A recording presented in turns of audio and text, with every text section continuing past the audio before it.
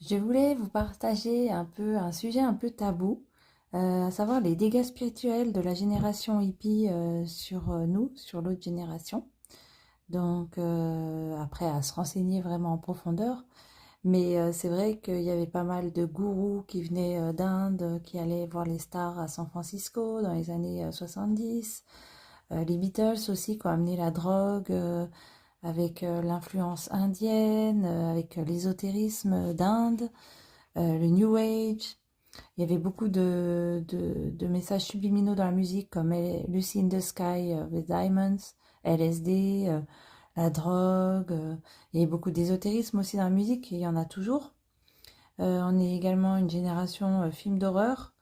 Et puis le rock est arrivé aussi dans les années 50-60 et puis c'est plutôt 60 et puis du coup les jupes courtes, les gens en avaient marre du côté rigide de la religion, donc ils ont tout fait exploser les codes, on va dire, et puis ça a mené aussi à la débauche. Donc peut-être la religion n'était pas bien expliquée à ce moment-là, et ils voyaient ça vraiment comme une contrainte. Donc ils ont dit un grand stop, et puis maintenant on fait tout ce qu'on veut, une société sans Dieu. Et là on voit un peu les pots cassés, le résultat de la génération hippie, on va dire.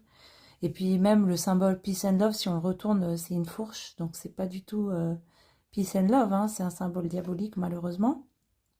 Euh, donc on suit pas les commandements de Dieu, on fait un peu comme on veut. Et d'ailleurs ils avaient souvent plusieurs dieux, hein, l'idolâtrie, même je suis l'idole des jeunes, il y a des musiques comme ça. Il y a eu beaucoup d'idolâtrie avec les stars et beaucoup d'enfants pas baptisés, ils allaient plus à la messe. Voilà, il y avait vraiment un rejet de la religion et de Dieu. Et ben maintenant, on voit qu'il y a eu des dégâts au niveau spirituel. Les gens sont moins protégés. Il n'y a plus trop de croix dans les écoles. Il y a la laïcité. Donc en fait, il y a moins de protection, on va dire, mais il y a un regain également de foi. On voit qu'il y a eu beaucoup de baptêmes d'adultes depuis quelques temps, depuis ces quelques années là. Donc ça donne beaucoup d'espoir, des confirmations, les sacrements qui sont faits donc à l'âge adulte.